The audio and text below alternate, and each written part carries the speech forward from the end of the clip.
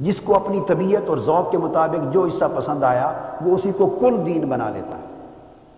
اور جو دوسرے کو پسند آیا ہوا ہے یا جو وہ لیے پھرتا ہے اس کو دین میں کم اہم یا دین سے خارج قرار دے دیتا ہے۔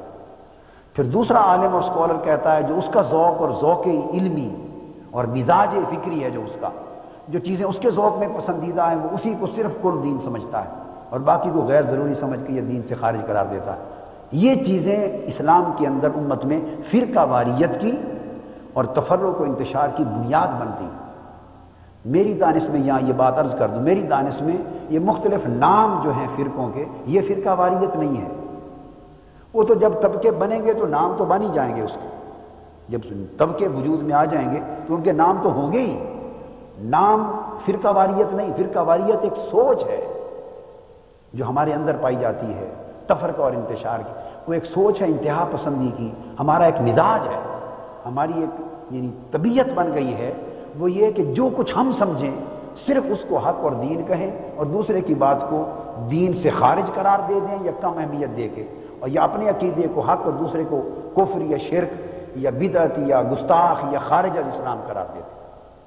جب ہم یہ انتہا پسندی کا نقطہ نظر کسی بھی بات میں پیدا کرتے ہیں تو وہیں سے اس دین کے اندر امت میں فرقہ واریت ڈیولپ ہوتی ہے۔ اب آپ نام بے شک نہ لیں فرقوں کا، آپ نام کو کنڈیم کرتے رہیں۔ میں یہاں پورا کا پورا ٹائم 2 گھنٹے فرقہ واریت میں ناموں کو کنڈیم کرتا رہوں اور زور دیتا رہوں کہ امتی ہونی چاہیے اور صرف اسلام ہونا چاہیے اور مسلمان ہی کہلانے چاہیے، یہ کیا الگ الگ نام رکھیں، میں 1000 بار کنڈیم کرتا رہوں، اس کنڈیم کرنے سے فرقہ واریت کی کنڈمنیشن نہیں ہوگی جب تک میں وہ اپنا طرز عمل اور طرز فکر جو دوسرے کو کافر سمجھنے سے متعلق ہے یا دین سے خارج کرنے سے متعلق ہے یا دوسرے کو مشرک بنانے یا بدعتی بنانے یا گستاخ رسول بنانے یا مرتد بنانے سے متعلق ہے اور دوسرے کو اسلام کے دائرے سے نکالنے سے متعلق ہے، اور صرف میں حق ہوں اور باقی ہر کوئی باطل ہے، جب تک میں اس اجارہ دارانہ سوچ سے اپنے آپ کو پاک نہیں کرتا اس وقت تک فرقہ واریت کی رد نہیں ہو سکتی۔ تو میں نے ایک کتاب لکھی ہے فرقہ واریت کا خاتمہ کیوں کر ممکن ہے، اس میں نے ایک قسم قرار دی ہے، ایک یعنی ظاہری فرقہ پرستی اور ایک باطنی فرقہ پرستی، ایک صریح اور ایک در پردہ منافقانہ۔ کچھ لوگ صریح اور ظاہری فرقہ پرستی کرتے ہیں جو کھلم کھلا فرقوں کے نام لے کے فتویٰ بازی کرتے ہیں، اور جو بہت زیادہ سمجھدار اور اہل علم ہوتے ہیں وہ در پردہ فرقہ پرستی کرتے ہیں، وہ مسلکوں اور فرقوں کے ناموں کو برا بھلا کہتے ہیں اور دعوت امت کو اتحاد کی دیتے ہیں، اور سوچ وہ ڈیولپ کرتے ہیں جس سے لا محالہ یہ فکر آ جاتا ہے کہ بس یہ عقیدہ ہم مسلمان ہیں اور باقی پوری دنیا پوری امت مشرک ہے، جاہل ہے، کافر ہے، گستاخ رسول ہے، خارج از اسلام ہے، جہنمی ہے، دوسروں کو نکال دیتے ہیں۔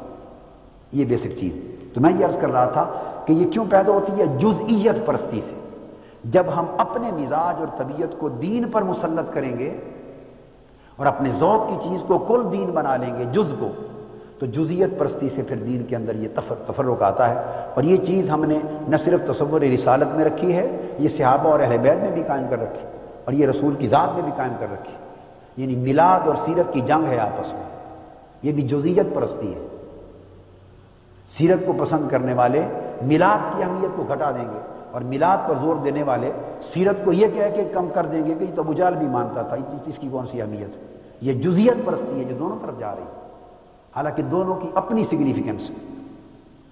اسی طرح صحابہ اور اہل بیت میں امت کا ایک مزاج بنا دیا گیا ہے۔ صحابہ کو پسند کرنے والے صحابہ کرام کو اہل بیت کا شاذ ہی بھول کر کبھی نام لے لیں، محبت اہل بیت کا، اور محبت اہل بیت کا دم بھرنے والے صحابہ کرام کی تعظیم و تکریم کا شاید ہی بھول کر نام لیں۔ ایک مزاج بن گیا ہے کہ جب حضور علیہ السلام کے صحابہ اہل بیت میں بھی 2 دھڑے کر دیے، نبی صلی اللہ علیہ وسلم کے ساتھ تعلق کو بھی 2 دھڑے کر دیے۔ حضور سے محبت کا دم بھرنے والے اطاعت اور اتباع عملی تعلق کی اہمیت کو عملاً زندگی میں کم سمجھیں گے، اس کو کم سمجھیں گے، خالی محبت ہی کے نعروں پر زندگی گزار لیں گے، اور جو عمل اور اتباع کی اہمیت پر زور دیں گے ان سے پوچھیں وہ کہیں گے سارا دین عمل اور اتباع میں ہے، آئے اس لیے تھے، باقی حضور کی ذات سے محبت کرنا اور ادب اور عشق کرنا یہ شاعرانہ تخیلات ہیں، ان کا دین سے کیا تعلق۔ انہوں نے حضور کی محبت کی اہمیت کو اور محبت کے جو مظاہر ہیں زندگی کے اندر اور تقاضے ہوتے ہیں اس کو شاعرانہ تخیلاتی باتیں کہہ کے دین سے خارج کر دیا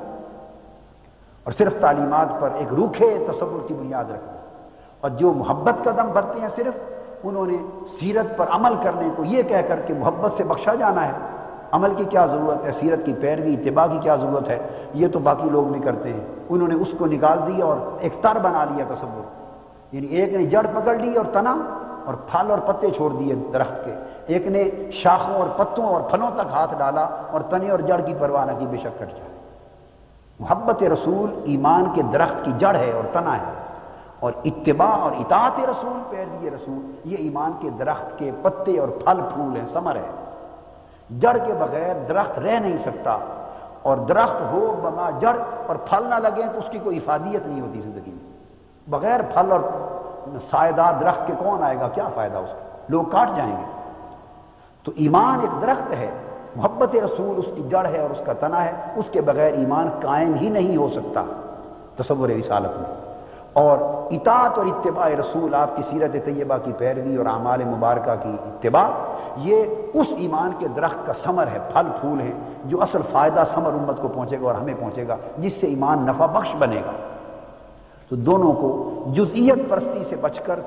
کلیت کے تصور کی طرف، ٹوٹیلیٹی کی طرف آنا چاہیے۔